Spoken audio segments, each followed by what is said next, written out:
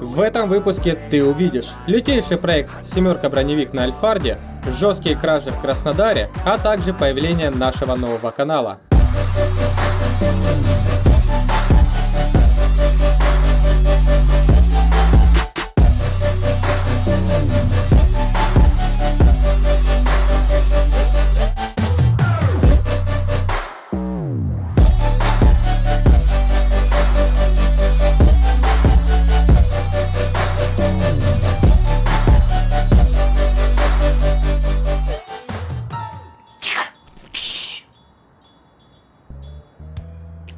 Видишь, вон двое идут. Знаешь, кто такие? О, брат, это жулики. Они замышляют зловещее преступление на крыше. Тебе страшно? Мне нет. Мне тоже.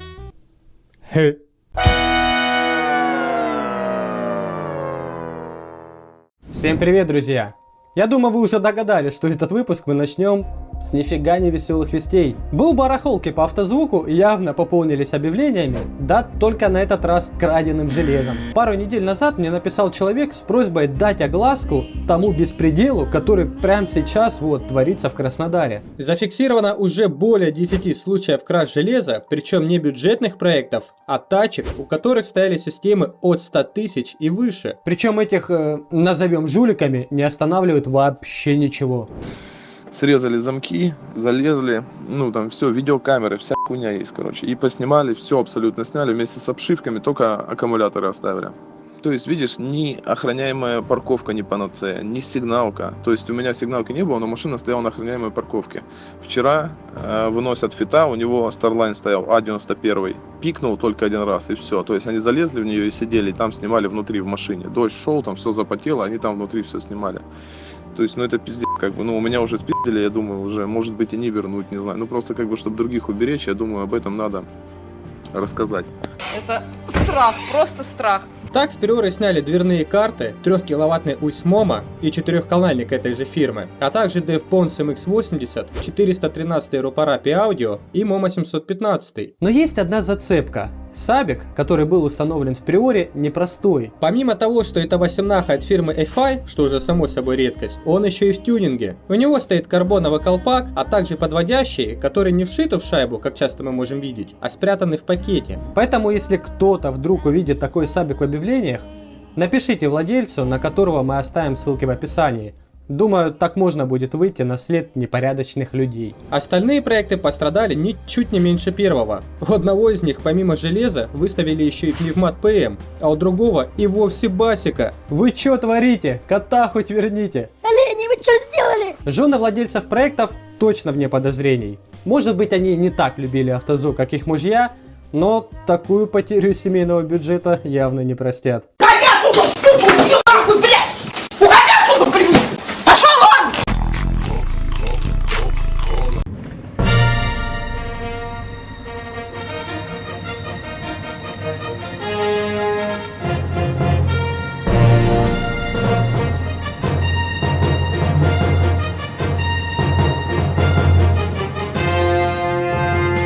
Здесь, по итогу потом будет бах-бах-бах. Нихера себе.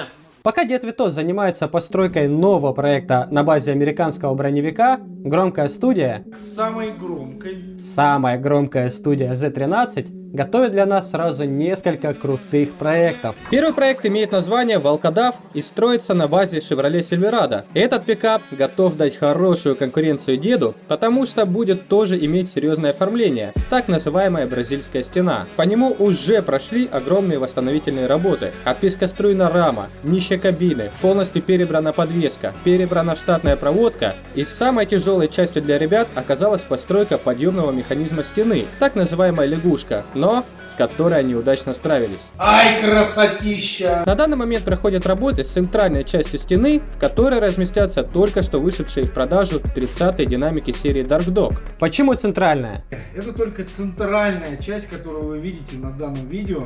Будут еще боковые створки, будут такого же размера. Ориентировочно 6 с копеечкой метров будет ширина стены. Нихера себе! Но это не единственный проект со стеной, который мы увидим в этом сезоне. Но есть еще один проект, о котором мы расскажем в следующем выпуске. Второй проект готовят ребята на базе автомобиля Ford Transit, который носит название «Иностранец». Почему именно «Иностранец», Саша пока не уточняет. Ну, пройдет еще какое-то время, и вы увидите, где будет трудиться этот проект. Но есть все подозрения, исходя из названия, что этот проект будет представлен за пределами границ РФ. На данный момент проект уже имеет оформление БП-4, в котором разместятся 9 пятнашек, а также уже известно, что их будет качать 9 моноблоков. Фронт и тыл, конечно, будут. Причем тыл, уверен, будет панчить от души, ведь в нем будет установлены 25-й АЗ-13. Основательно готовится и камера салона с усиленным полом и потолком, но панель останется штатная. Со слов Саши, автомобиль должен остаться автомобилем. Тут будут и нормальные сиденья, и даже ремни безопасности. Все для того, чтобы авто мог нормально передвигаться. Пожелаем удачи ребятам в постройке этих проектов. И не забывайте, Что самые громкие, это мы.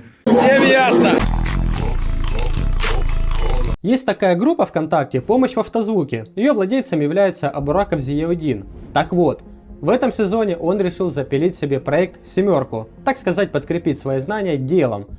Но что они там нагородили, вам лучше самим на это посмотреть. Изначально в этом проекте не планировалось городить что-то серьезное, обычная стена на пятнахах мачете, но по мере ее постройки аппетиты росли, и в итоге только на каркас ребята потратили уже около, внимание, 220 метров профиля. Заварено абсолютно все, что попадалось на глаза, а местами не в один слой, как видите на фото. Особое внимание уделено дверям. После усиления каждая дверь будет весить около 100 килограмм, а сама машина по итогу будет весить около 2,5 тонн. Но самый пи***ц начинается дальше. Цель проекта — это музыкальный броневик. И рез, который планируют получить ребята, вот вы только вдумайтесь, 170 плюс на 42 на 44 герцах. Ну это пиздец. Сам проект будет построен на монобренде Alphard. Это 8 середина Cloud Sound LA60 с 6 парами T25 Neo и 2 19/800 моноблока, от которых будут валить 4 315 Neo. Но это даже еще не все фишки, которые планируют реализовать ребята. В системе запланированы различные защиты. К примеру, защита сабвуферов по температуре и защита генератора по току. Также у системы будет два режима – повседнев и спорт, которые будут переключаться тумблером. В обычном режиме каждый усилок будет работать 4 Ома, а при переходе в режим спорт пускатели будут перекоммутировать катушки в 1 Ом, то есть каждый усилок будет работать в 1 Ом. А также появится возможность в режиме реального времени отслеживать температуру всех сабов, усилков и генератора. Приборную панель заменит бортовой компьютер, весь салон будет перетянут в зеркальную пленку и будет установлена дым-машина, неоновая подсветка и многое другое.